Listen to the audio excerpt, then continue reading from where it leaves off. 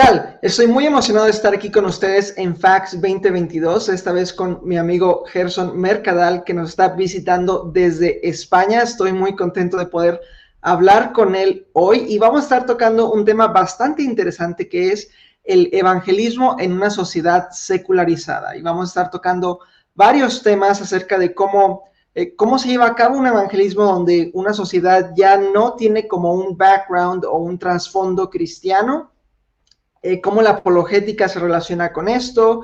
Vamos a estar discutiendo varios tópicos como ateísmo, el Islam y mucho más. Entonces, ya sin más preámbulos, quiero darle la bienvenida a Gerson Mercadal. Gerson, vienes de Pontea, del equipo de Pontea, que también son amigos nuestros. Un gusto que estés aquí con nosotros.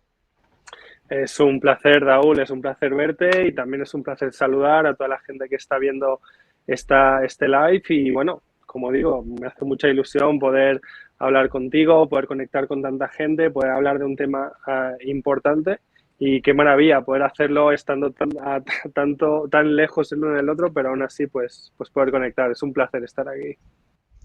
Excelente. Sí, como dices, estamos a una distancia bastante considerable. Tenemos, creo que habíamos dicho, como 7 horas de diferencia, ¿verdad? Sí, sí, Entonces, sí, sí. es muy emocionante vivir en un mundo donde ya podemos estar conectados de esta manera. Y bueno, como hermanos en la fe siempre ha sido una bendición. Sí, sí, sí, sí, la verdad es que sí. Bien, bueno, ya mencioné que tú estás trabajando actualmente con el equipo de Pontea, ¿verdad, Gerson? Cuéntanos un Mm. poco de qué es Pontea, cómo surgió, qué están haciendo ahorita. Sí, bueno, Pontea es un proyecto que creamos hace un año, aunque es un proyecto que ya tenía unos años, es decir, como equipo, las personas que nos conocíamos ya hace años, que hacíamos cosas juntos, en el pasado con otros nombres, estando conectados también con otros movimientos internacionales. Pero bueno, lanzamos Pontea hará un año, más o menos, y es una maravilla poder estar haciéndolo. Pontea, el nombre de Pontea viene de pontear, que es un verbo es un poco oscuro, poco conocido, que significa trazar puentes, crear puentes, porque al final eso es lo que queremos, crear puentes entre la cultura, la fe, entre la iglesia, la sociedad, trazar puentes con gente que no nos conoce, trazar puentes sobre todo con gente que no conoce a Dios. Incluso decimos, ¿no? Trazar puentes entre Dios y las personas que no le conocen, trazar puentes entre mente y corazón, que a veces son cosas que parece que están separadas, pero que creemos que no tienen por qué estarlo. Así que bueno, el nombre viene un poco de ahí, el nombre viene de puentes y lo que está, como digo, en nuestro corazón, nuestra visión es hablarle a la gente de Jesús de una forma, con un lenguaje con el que puedan realmente conectar, que tenga que ver con quiénes son, con su historia y que realmente podamos, pues como digo, ¿no? Acercar a la gente a este Jesús que muchas veces se rechazan y que puedan hacerlo pues de una forma genuina, que realmente puedan tener la oportunidad de escuchar el mensaje de Jesús y que lo puedan hacer de verdad, que realmente pueda llegarles, ¿no?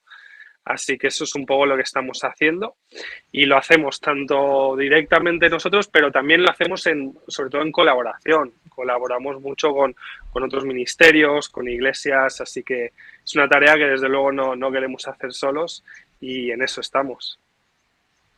Claro, claro. Y déjame decirte que me encanta el nombre. Yo no sabía, la verdad, pensé que Pontea tal vez era un acrónimo o algo así. Eh, Perdóname, pero tuve que ahorita que buscarlo ahorita en la Real Academia Española. Y sí, en efecto, existe el verbo pontear y Sí, que significa fabricar puentes, que me fascina el nombre, la verdad. claro. ¿Quién lo escogió? ¿O fue grupal? ¿Fue una discusión grupal? ¿Cómo estuvo? Fue, fue un proceso muy difícil. O sea, llegar a tener un nombre es un proceso muy difícil en el que contamos también con todo el grupo y además que fue un proceso también, no llegamos directamente a Pontea, sino que trazamos, o sea, es que probamos cientos de nombres, pero a partir del tema de los puentes, que es un tema que nos gusta mucho, el tema de trazar puentes, a partir de ahí, pues el nombre fue evolucionando poco a poco de puente, pontes, ponteo, y llegamos a Pontea, que nos gusta mucho, la verdad. Y Sí, además, de hecho, perdona, nosotros tampoco sabíamos que era un verbo. Pero luego pues, estuvimos buscando y vimos, ostras, hay un verbo que es pontear, entonces la verdad es que funciona muy bien. Ya, excelente. Bueno, y estamos muy contentos aquí en Fax, Fe Razonable, de poder contar con su colaboración. Y bueno, ya que mencionamos anteriormente, Gerson, tú estás en España. ¿Exactamente en dónde estás? Porque ahí te sigo en Facebook, pero de repente te veo en un lado, en Madrid, y luego en Barcelona. ¿Dónde estás Sí. tú? O sea, yo estoy basado en Madrid, vivo en Madrid, es donde vivo aquí con mi familia, con mi mujer, mis dos niños, aunque es verdad que hacemos cosas pues por toda España, incluso realmente en todo el mundo hispanohablante. O sea, ahora mismo donde más estamos viajando es en España, pero sí, cualquier lugar de habla hispana, ahí estamos. Y como antes decía, al final hacemos muchas cosas por colaboración, así cualquier oportunidad que surja, sea donde sea, pues ahí vamos. Ya, excelente. Bueno, quiero que quede registrado aquí que tienes una invitación a México. Sería un gusto tenerte por acá. Ah, ¿sí has venido a México? Creo que la otra No, vez hablamos. no, a México no. He estado en Perú un par de veces, en México todavía no hemos estado, aunque tenemos contactos y la verdad es que sería muy bueno poder ir alguna Sí, vez. sería excelente tenerte aquí con nosotros. Bueno, en tus viajes mencionas que te has movido más que nada en España. La primera pregunta que quisiera hacerte es, eh, porque sé que te dedicas mencionaste evangelismo, apologética, exactamente, ¿hay algo distintivo que tú puedas compartir con nosotros sobre la apologética o el evangelismo en España? Algo que digas tú, esto define la manera en que hacemos apologética o la manera en que hacemos evangelismo en este país. Muy buena pregunta, Raúl.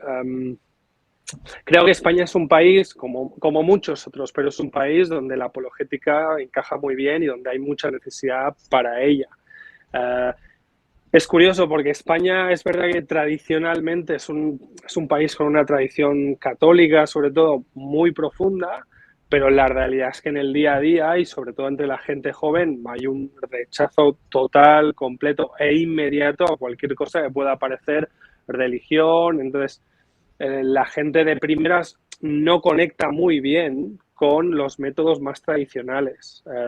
No quiere decir que no funcionen, sé que funcionan y desde luego sé que Dios los utiliza, pero es verdad que en general, como digo, sobre todo en universidades, en institutos, esos métodos más tradicionales no siempre funcionan. Entonces, algo que nosotros vemos que sí que funciona muy bien es poder hacer muchas preguntas y conectar con la gente a través de esas preguntas que también ellos tienen. Porque algo que eso también indica, algo que tú le estás indicando a la gente al hacerles preguntas es, hey, yo no estoy dando por sentado que yo soy aquí la solución a todos tus problemas, porque muchas veces eso puede parecer arrogante, ¿no?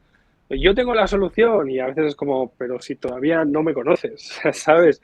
Aunque nosotros creamos que sí, pero a la hora de conectar eso como que no funciona. Ahora, cuando tú estás hablando con alguien y le dices, oye, ¿cuál es tu pregunta más profunda? O si hubiera un Dios, ¿qué te gustaría preguntarle? O, por ejemplo, si tú directamente pones una pregunta que sepas que a la gente le importa, como por ejemplo, ¿dónde está Dios cuando estamos sufriendo? ¿O qué tipo de Dios querría limitar mi vida sexual? ¿O qué tipo de Dios dice que solo puede haber un camino? Todas esas preguntas están tocando una tecla emocional en las personas y hacen que conecten contigo, ¿no? Entonces, la verdad es que siempre le hemos dado mucha prioridad a poder conversar con la gente a través de sus preguntas. Escuchando es algo que queremos hacer mucho, ¿no? Escuchar, dialogar y desde luego no llegar con un método apisonadora de yo voy a llegar aquí, voy a decir lo que tengo que decir y me da igual quién está aquí, sino que, oye, vamos a conversar y vamos a ver cómo el Evangelio tiene algo relevante que decirte a ti.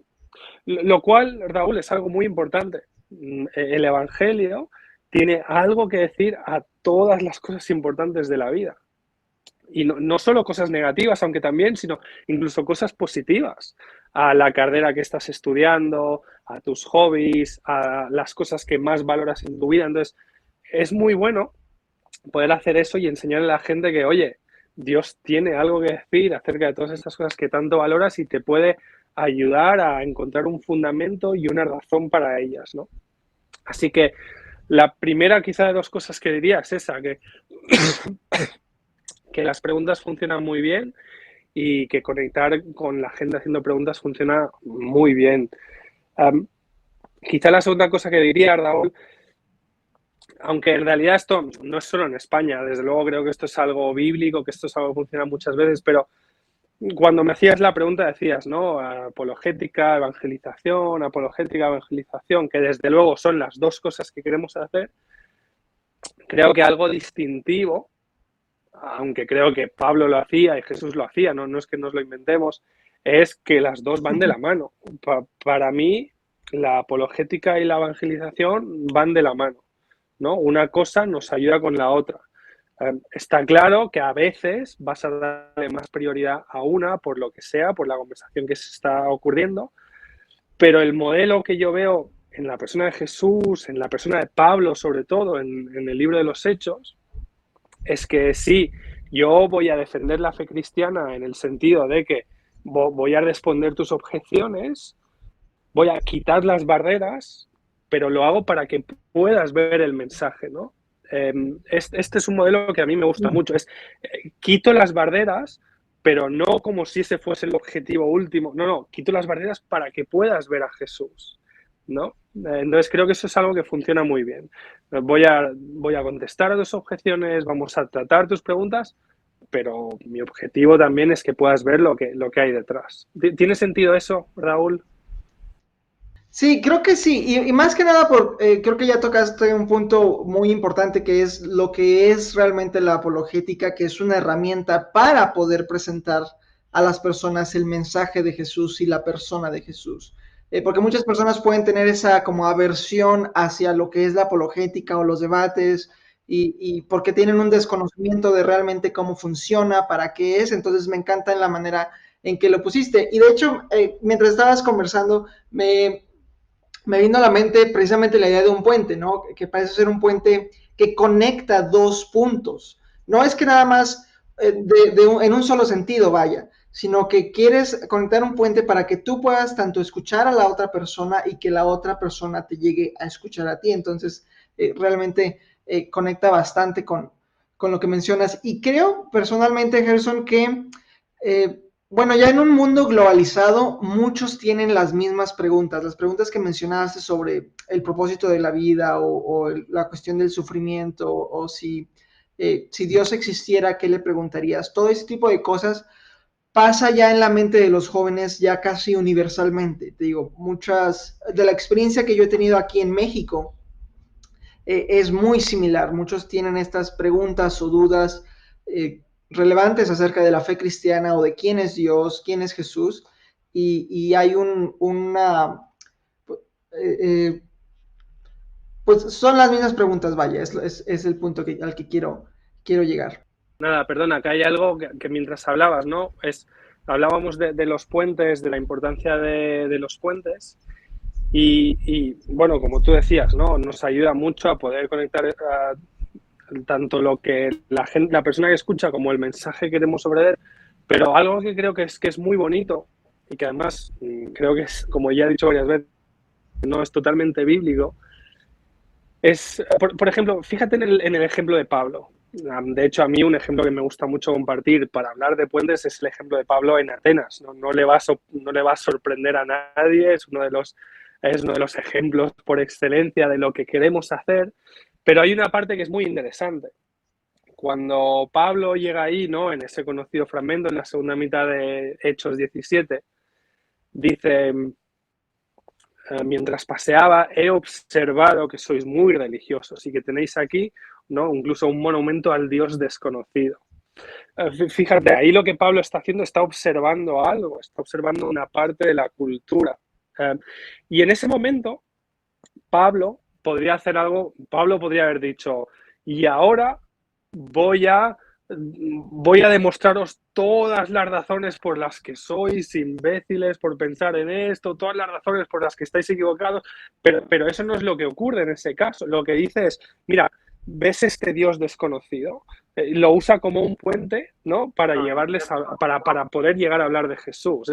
Encuentra una necesidad en ti, un anhelo, un deseo, una pregunta, pero en vez de machacarte a ti por tenerla, voy a aprovecharla para yo poder apuntarte al Dios que está detrás, ¿no?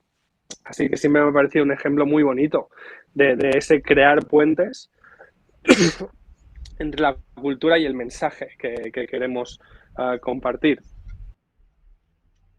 Excelente, me encanta eso que acabas de mencionar.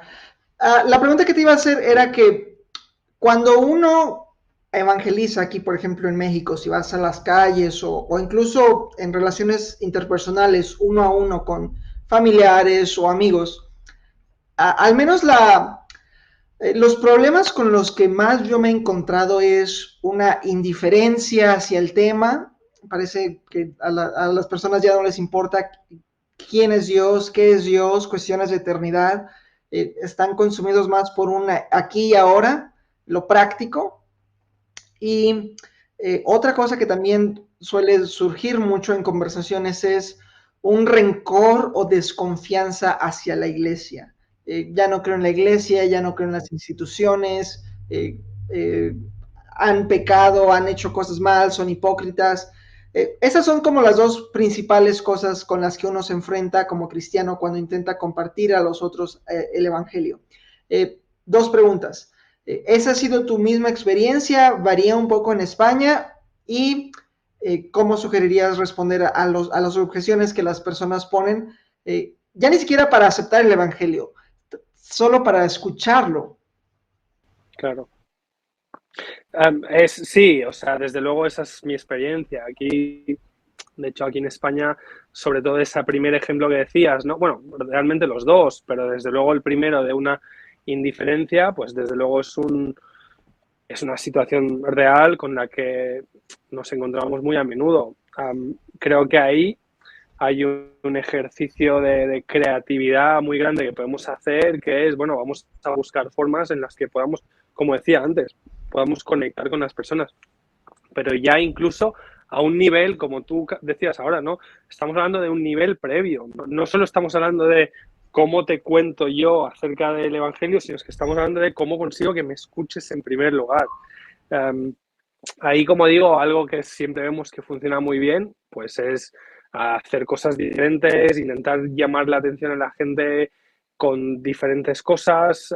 Por ejemplo, ¿no? Nos encanta tomar una pizarra enorme y escribir una pregunta en grande, una pregunta que sea llamativa, una pregunta que sea abierta además, y decirle a la gente, oye, toma, responde esta pregunta, y la gente pone su respuesta, puede ser en forma de encuesta, o a veces hacemos como un gráfico y, por ejemplo, si Dios existiera, ¿cómo de importante sería saberlo? ¿No? Y la gente pues te pone, pues sería muy importante o muy poco importante. Y casi nadie se niega a hacer eso, porque al final lo único que les estás haciendo es, oye, pon tu opinión, pero luego es muy fácil a partir de ahí decir, qué interesante, oye, cuéntame por qué has puesto eso, ¿no? Si alguien pone una cruz que pone, no sería para nada importante, ostras, qué interesante. Dime, ¿has tenido alguna experiencia alguna vez con Dios o con la iglesia? Pues y ahí empezar una conversación. De hecho, muchas veces aquí en España lo que intentamos hacer son, aquí lo llamamos jornadas universitarias, que es una semana entera de eventos donde llenamos, por ejemplo, un campus con flyers, la gente lleva camisetas, tenemos música, tenemos comida, o sea, le estamos dando a la gente un café, galletas, lo que sea. Entonces estamos intentando hacer mucho ruido para llamar la atención, que la gente se pare, y muchas veces ocurre. La gente se para y la clave es aprovechar esas pequeñas interacciones para poder crear oportunidades mejores donde poder conversar con más tiempo, con más calma, ¿no? Por ejemplo, otro recurso que a veces utilizamos son lo que llamamos encuestas de cosmovisiones, que son unas encuestas muy sencillas de unas pocas preguntas en las que tú al final estás ayudando a la persona a entender mejor lo que cree. De hecho, muchas veces lo planteamos así. Yo, por ejemplo, ¿no? Estás en la universidad, Hola, ¿qué tal? Mira, estamos haciendo una encuesta en la universidad para, bueno, ver lo que cree la gente aquí. ¿Te gustaría hacerla? Son unas pocas preguntas. Entonces le haces preguntas a la gente del tipo, ¿cómo sabemos lo que está bien y lo que está mal? Hay una serie de respuestas, la gente vota, ¿no? Y como digo, mi experiencia es que muchas veces estos pequeños gestos luego te llevan a conversaciones mucho más largas y mucho más profundas, ¿no? La otra cosa muy importante también son las relaciones personales. Claro, es verdad que cuando tú estás en la calle hablando con cualquiera, a veces va a haber una indiferencia. Creo que la primera parte de romper esa indiferencia, como decía, es ser creativo, pero creo que la segunda parte también es usar, explotar en el buen sentido de la palabra nuestras relaciones personales con nuestros amigos, amigas, compañeros del colegio, del instituto, profesores, compañeros del trabajo. Oye, pues usemos esas relaciones para poder hacer preguntas, tener conversaciones más profundas, ¿no? Y el otro punto que mencionabas en cuanto a pues esa hipocresía que la gente percibe en la iglesia también es algo con lo que nos encontramos muy a menudo, desde luego. Y muchas veces algo que ayuda también es ayudar a la gente a ver la diferencia, dos cosas, ¿no? Primero, la diferencia entre Dios y esa iglesia que le va a representar, mejor o peor, y luego también, y es parecido, ¿no? La diferencia entre la iglesia cristiana y luego lo que han hecho algunas personas en el nombre del cristianismo, que han estado haciendo barbaridades y que al final lo único que han estado haciendo es pues perseguir sus propios intereses, ¿no? Entonces creo que una de las cosas que ayuda mucho en conversaciones con gente en una cultura secular como la nuestra es intentar conectar con aquellas cosas que podamos. Yo no estoy diciendo que tengamos que ser falsos, que tengamos que afirmar cosas que no queramos. No estoy. Simplemente estoy diciendo que si alguien me dice algo con lo cual yo puedo estar de acuerdo con alguna parte, me asegure de decir, en eso tienes razón.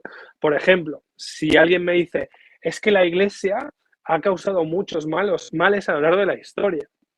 Creo que mi respuesta tiene que ser, claro, tienes razón y eso es muy problemático. De hecho, ¿sabes qué? Creo que a Dios le duele tanto o más que a ti. No, eso es una respuesta que creo que rompe un poco el modelo que ellos esperan, en el cual tú estás afirmando algo con lo que estás de acuerdo, porque claro que es un problema, pero a la vez te estoy intentando llevar un poco más lejos, ¿no? Entonces, como digo, está ese principio de cuando puedas afirmar algo, afírmalo, porque al final tenemos muchas cosas en común muchas veces. ¿Sabes lo que sabes? ¿Tiene sentido esto? Sí, sí, definitivamente. Y creo que, bueno, de hecho me surgieron algunas preguntas sobre lo que acabas de mencionar. Nada más antes de eso, me pareció muy interesante eso que mencionaste sobre cómo van a las universidades, a las escuelas a plantear ese tipo de modelos y actividades. Mi pregunta aquí sería, ¿han tenido más bien, cómo es ese proceso? ¿Las universidades así dan entrada directa a un grupo como ustedes o tienen problemas? ¿Son universidades específicas? ¿Cómo es ahí? Bueno, pues en realidad lo hacemos colaborando con los grupos universitarios que ya existen de cristianos, ¿no?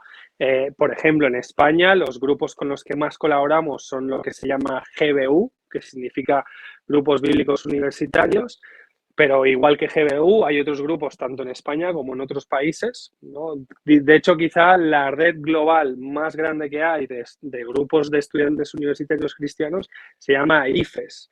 IFES tiene movimientos en casi todos los países del mundo, desde luego en muchos países también en Latinoamérica. Entonces, cuando hemos estado en universidades, lo hacemos colaborando con los estudiantes que son quienes nos invitan. De hecho, Raúl, este modelo que te acabo de mencionar, no solo lo hemos hecho en España, yo lo he hecho en Perú, en Lima, en un par de universidades ahí en Lima. Por ejemplo, en la Universidad Agraria fue la última en la que estuvimos y pasó lo mismo. Pues nos invitó el grupo local, que en Perú se llama, bueno, uno de los grupos se llaman CBU, ¿no? O AGU, son los que nos invitaron. Y gracias a ellos y en colaboración con ellos, pues podemos estar haciendo todas estas actividades. Y funciona muy bien. Por ejemplo, me acuerdo que allá en Perú hacíamos una cosa, hacemos muchas cosas, ¿no? Pero hacíamos una cosa que era tu pregunta por una, creo que se llamaba Doña Pepa, que es como una chocolatina típica de Perú, entonces pues la gente le encantaba eso. Al final es cuestión de buscar formas de romper la monotonía, de romper los moldes. Y yo he usado la palabra creatividad y es una palabra que me gusta mucho porque lo que quiero transmitir es, oye, que los ejemplos que te acabo de dar son solo dos ejemplos, pero es que hay mil formas. Por ejemplo, me acuerdo una vez de un grupo de estudiantes en Inglaterra que lo que hicieron fue tomar un sofá de la casa de un estudiante y entre varios lo sacaron fuera del piso, se lo llevaron al centro de la universidad, lo pusieron ahí en medio del campus donde caminaba todo el mundo y pusieron un cartel que ponía siéntate con nosotros y charla con nosotros. Y claro, la gente ve un sofá en medio de la universidad y todo el mundo pues se para, tiene mucho interés, entonces es cuestión de usar la creatividad y buscar formas de llamar la atención a la gente, siempre que usemos eso para luego poder tener buenas conversaciones o invitarles a nuestros eventos, claro. Wow, eso está, sí, realmente me parece extraordinario. Personalmente yo no me considero creativo, la verdad, las personas que me conocen lo sabrán, pero me gusta trabajar con personas creativas porque ellas son las que tienen las ideas, la innovación en los métodos evangelísticos, apologéticos, y eso siempre te mantiene activo, ¿no? Y no hace de esto algo tedioso. Entonces, me encanta. Ahora, regresando un poquito a lo que dijiste antes, eh, me imagino que tú ya conoces el libro de tácticas de Greg Koukl. Y bueno, de hecho tenemos una entrevista aquí con Chris Dupont, también un amigo personal, sobre las tácticas de Greg Koukl. Por si no la han visto, les recomiendo mucho verla. Pero hay una táctica específica que quería preguntarte sobre eso. Ya ves que Greg menciona que nosotros a veces tenemos esta idea de que en cada conversación, aunque dure 5 minutos, tenemos que presentar el evangelio y las doctrinas y todo, ¿no? Y Greg dice, no es necesario hacer eso. Podemos poner una piedrita en el zapato para que la persona pueda meditar sobre ello, como que la incomode, y que eventualmente, si se llega a dar otra oportunidad, ya sea con nosotros o con alguien más, que la otra persona pueda llevarlo a dar el siguiente paso, ¿no? Y hasta que en algún punto del camino llegue al Evangelio. ¿Qué tan común es eso o es como a lo que ustedes están apuntando como Fundación Pontea o realmente buscan esa conexión directa hacia el Evangelio o es más sobre poner piedras en los zapatos de las personas? O va a depender de cada caso, yo creo. Claro, siempre va a depender mucho del momento, del tipo de conversación. Desde luego, esa idea que menciona, ¿no? Gregory Koukl me parece totalmente cierta y acertada y muy recomendable tenerlo en cuenta. De hecho, una vez más, por ejemplo, Pablo lo hacía. Hace un momento hemos mencionado el ejemplo de Pablo en Atenas, ¿no? Pero fíjate, en el mismo capítulo 17, si no recuerdo mal, cuando lees la primera mitad, se habla de que Pablo cuando él iba a los sitios, él estaba ahí varias semanas e iba muchas veces a hablar con la gente. No siempre pasaba todo del 0 al 10 en una sola conversación, ¿no? A veces ocurre y ocurría, pero desde luego lo que vemos en la Biblia y la experiencia nos dice que muchas veces las personas necesitan escuchar el mensaje varias veces. De hecho, Raúl, claro, no he explicado mucho, cuando hacemos este tipo de jornadas universitarias, claro que hacemos mil cosas para llamar la atención, pero luego les invitamos a lugares donde sí que podemos tener charlas más, bueno, al uso, ¿no? Charlas donde podemos, a partir de una pregunta, llegar a poder hablar claramente del Evangelio de Jesús. Ahora bien, te voy a decir, mi experiencia es que lo verdaderamente importante suele ocurrir después en conversaciones personales. Es decir, la gente te escucha, o al menos en mi caso, ¿no? La gente te escucha a ti hacer una presentación de, por ejemplo, ¿por qué podemos creer que Jesús ha resucitado y lo importante que es eso? Y yo voy a hacer todo el esfuerzo del mundo en conectar y en poder compartir el Evangelio. Y a veces la gente lo escucha y ahí mismo sabe que es para él. Pues al final es la obra del Espíritu Santo que obra a través de nuestras palabras y que les puede convencer. Pero en mi experiencia muchas veces lo que ocurre es que la gente te oye dar esa charla y luego están en las mesas y yo a lo mejor pues me siento, oye, ¿qué tal? ¿Qué te ha parecido? Y ahí empieza una conversación larga que puede durar 2 horas en las que podemos hacer mucho más, ¿no? Y a veces ahí es donde pues ocurre, ¿no? Que realmente Dios obra en las personas. A veces esas jornadas o esas charlas lo que consiguen es que la persona se abra a poder escuchar o a investigar, pero luego empieza un proceso que dura semanas en el que la persona, por ejemplo, ¿no? La persona se lee un evangelio con el grupo de estudiantes y poco a poco va descubriendo a Jesús. Dicho esto, perdona, y por concluirle esta respuesta, dicho esto, sí que es verdad que siempre que pueda, yo quiero dejarle claro a la persona que el Evangelio es una invitación. No es solamente información, es una invitación y realmente es para ti. Cuando vemos el modelo de Jesús, Jesús era persuasivo, ¿vale? Ojo, eso no quiere decir que Jesús siempre estuviera diciéndole lo mismo a todas las personas, no es el caso. Eso no quiere decir que Jesús siempre estuviera, como decirlo, aplastando a la gente con mensajes súper duros, no. Pero está claro que Jesús era persuasivo y que estaba claro que que lo que le decía la gente de Jesús era una invitación a aceptar este mensaje, a seguirle, ¿no? Pienso, bueno, él lo hacía mucho en sus mensajes. Pienso, por ejemplo, en el encuentro con el joven rico. Lo vemos, por ejemplo, en Marcos 10, también lo vemos, ¿no? En Marcos 10 Jesús se encuentra con ese joven rico que le dice, maestro, bueno, ¿qué tengo que hacer para heredar la vida eterna? Creo que la mayoría de nosotros, si me viene alguien y me dice, ¿qué tengo que hacer para heredar la vida eterna? Yo le digo, mira, toma, ya está, o sea, dame tu número de teléfono, te pongo en el grupo de WhatsApp y ya está. Pero Jesús le aprieta un poquito, ¿no? Y le hace una pregunta sobre aquello que más le importa, en este caso sus posesiones, porque al final Jesús quiere hablar al corazón de este chico y que no se quede solamente con información, ¿no? Entonces es una invitación y desde luego pues queremos llegar ahí. Mira, te cuento un ejemplo, un ejemplo que le escuché decir a uno y ya es un amigo, compañero que se llama Michael Oates, ha escrito varios libros muy buenos de evangelización también y en una ocasión él comenta, ¿no? Jesús nos ha hecho pescadores de hombres.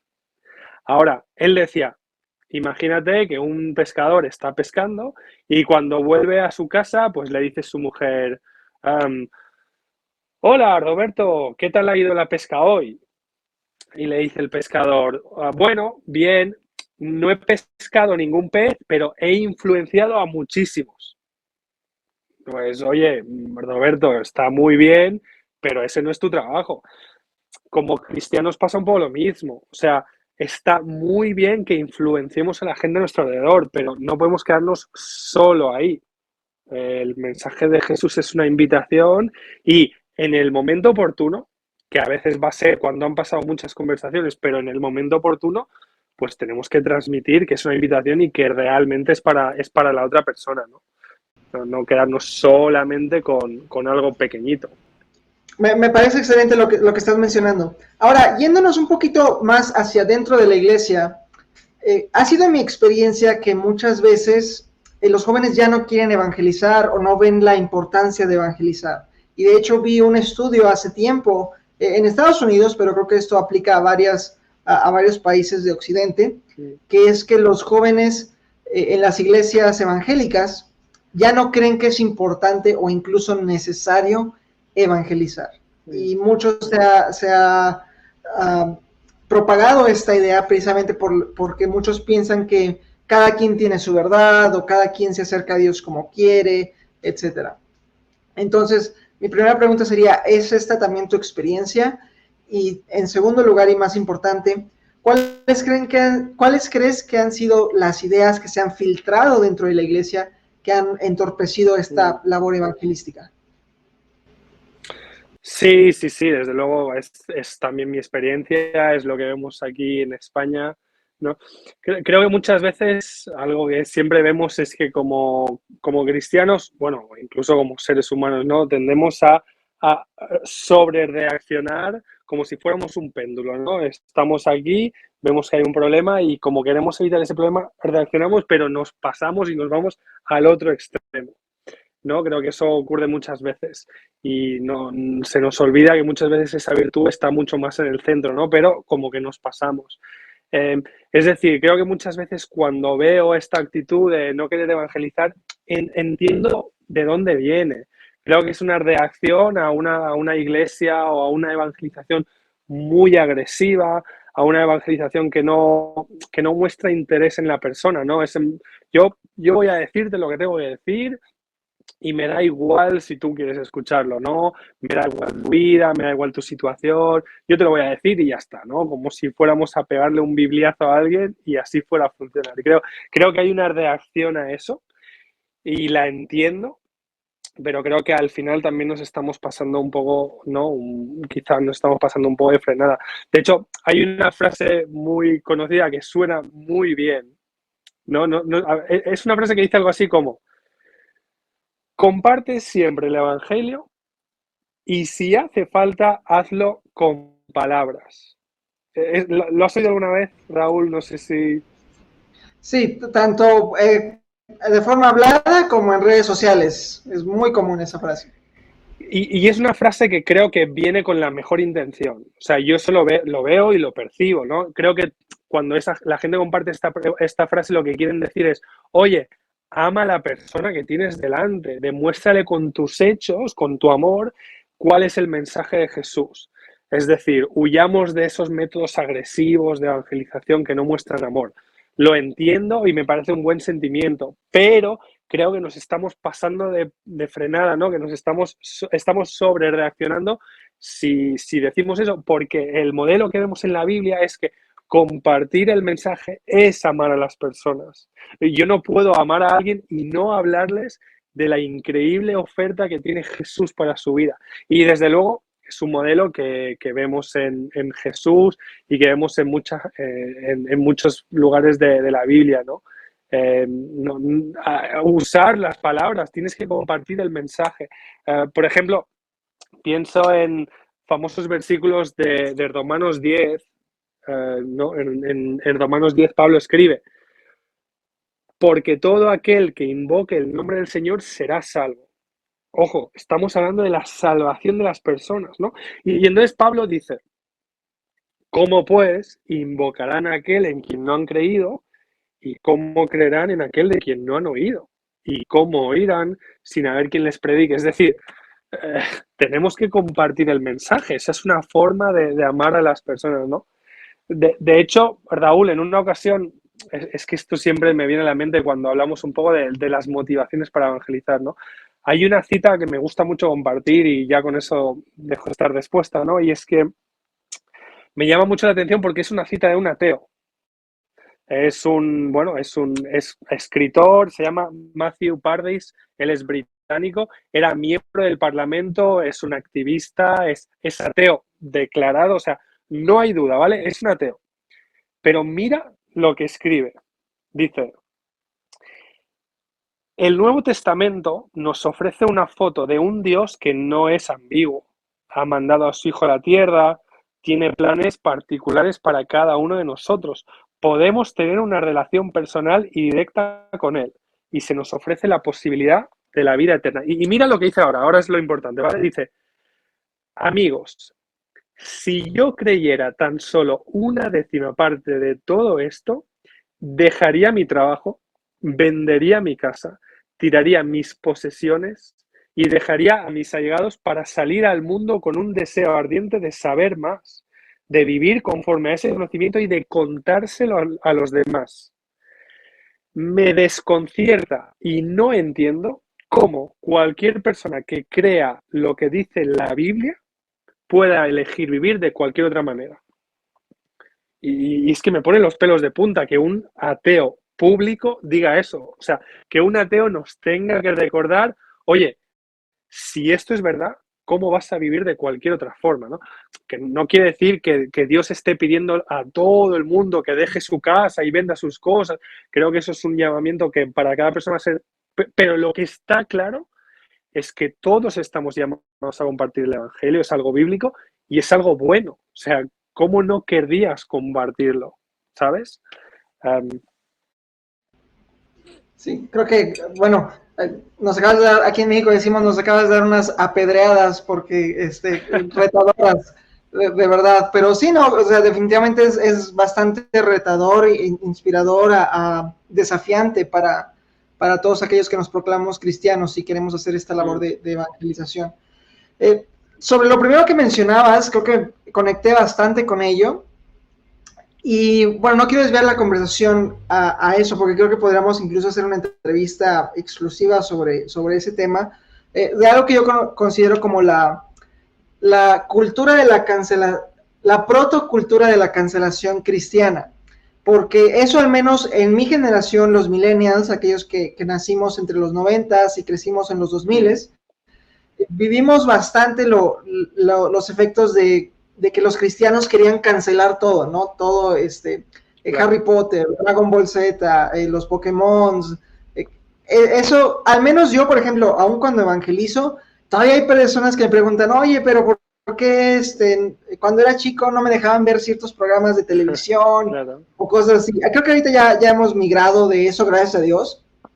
Ya ahorita yo disfruto mucho de las películas y libros de Harry Potter y siempre me gustó Dragon Ball Z, pero sí viví esa experiencia en donde todo se quería cancelar y no escuchas ningún tipo de música y todo. Eso realmente creo que afectó a una generación completa y estamos viendo algunas de las consecuencias sobre eso. Entonces, muchas gracias por compartirlo y bueno, esperamos poder dialogar sobre eso más adelante. Pero quiero pasar a un tema antes de terminar porque ya casi nos acercamos hacia el final. ¿Qué hay del Islam? Porque ya hemos hablado un poco sobre lo que es el secularismo, cómo ha afectado y todo, pero sé que, por ejemplo, en Europa el Islam está creciendo a pasos agigantados. En México ya hay varias comunidades musulmanas en lugares nunca antes vistos, entonces también está avanzando aquí en Latinoamérica, pero sé que en Europa está avanzando exponencialmente. Entonces, ¿representa un problema más grande que el secularismo? Igual, ¿cómo lo considerarías tú? Sí, desde luego, pues en Europa, sobre todo en España, al final España también tiene una relación estrecha e histórica con países del norte, sobre todo con países del norte de África, entonces desde luego está muy presente en la cultura, es desde luego muy común conocer a personas musulmanas y desde luego es parte de la cultura.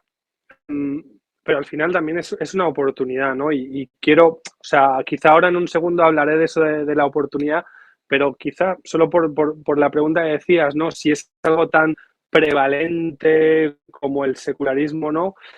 La realidad es que en mi experiencia y sobre todo aquí en España no es tan prevalente como el secularismo, pero creo que no lo es por razones negativas. Al final, en España, como me imagino que en muchos otros países, por mucho que no queramos verlo, todavía hay ciertos, bueno, todavía hay ciertas trazas de un racismo que al final hace que personas de culturas diferentes, de etnias diferentes, quizá no se, bueno, pues no se incluyan tanto de forma tan natural en según qué ámbitos de la sociedad, lo cual creo que es una pena, creo que al final es algo que no debería estar ocurriendo y creo que como consecuencia de eso, creo que en muchos lugares las personas que siguen el Islam al final se recluyen un poco en sus propios círculos, ¿no?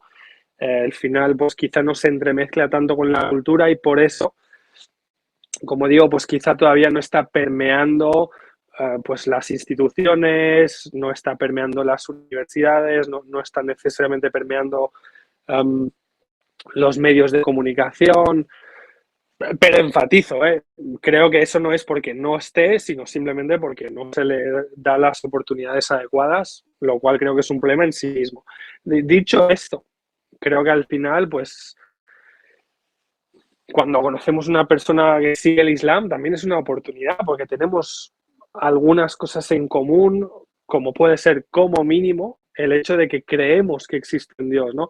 Está claro que tenemos una concepción diferente de cuál es ese Dios, aunque a veces ellos no te van a decir eso, ellos te van a decir, no, es el mismo.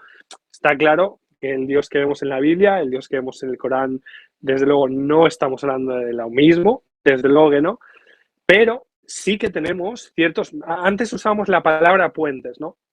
Pues creo que tenemos ciertas oportunidades que son puentes para poder compartir, para poder conectar con personas que siguen el Islam y para poder compartir el Evangelio con estas personas, ¿no? De hecho, globalmente hablando, Dios está haciendo algo impresionante en países musulmanes. O sea, cuando yo escucho las historias de cómo personas en países islámicos están conociendo a Jesús, es increíble lo que Dios está haciendo, y cuando nosotros tenemos a gente también pues en nuestro vecindario, pues son oportunidades para poder compartir acerca de un Dios que es personal y que es cercano y que nos ama y que podemos conocer con personas que están sedientas, que quieren conocer realmente a Dios, pero que en el Islam no es algo que se pueda concebir, conocer a Dios personalmente, ¿no? Entonces, lo que me viene a la mente, Raúl, cuando pienso en el Islam es, oye, qué importante es que tengamos conversaciones, que seamos hospitalarios, lo cual es algo muy importante en muchas culturas islámicas, ser hospitalarios, compartir vida con estas personas, ¿no? Compartir vida en todo lo que podamos.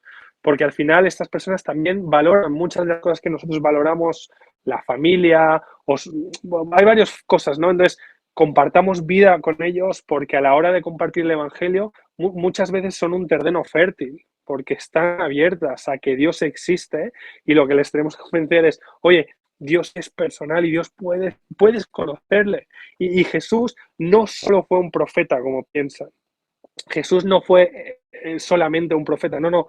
Jesús fue Dios entrando en su propia historia, en su propia creación, para que pudiéramos conocerle personalmente, ¿no? Y bueno, sé que para la vida de muchos musulmanes ese es un mensaje revolucionario, pero que cuando lo aceptan, pues dejan atrás miedo, dejan atrás dudas, dejan atrás esclavitud, y creo que puede ser muy bonito, pues también poder compartir el Evangelio con personas musulmanes. Sí, definitivamente. Y de hecho tenemos una conversación con un musulmán aquí en Fax hablando sobre la resurrección de Jesús con un director de Fe Razonable, que va a estar excelente. Y sí, o sea, lo último que menciona sobre el cambio que hay en la vida de las personas musulmanas que conocen a Cristo es extraordinario. A mí la verdad me fascina y siempre me impulsa a hacer más cuando leo la historia de Nabil Qureshi. Si alguien puede leer su libro, Buscando a Alá, Encontrando a Jesús, es un excelente libro que narra cómo alguien de un trasfondo musulmán empieza a buscar y a investigar las cuestiones del Evangelio, sobre Jesús, las afirmaciones radicales de su deidad, etcétera, y cómo transformó su vida hacia Cristo. Entonces, eso está excelente. Una última pregunta antes de cerrar. Me imagino entonces, por lo que mencionas sobre el choque cultural que hay entre comunidades ya sea occidentales y comunidades musulmanas, ¿dirías tú que hay más o más bien, ustedes han tenido interacción con musulmanes más seguido en las universidades, en los viajes a universidades, o realmente sigue siendo muy poca?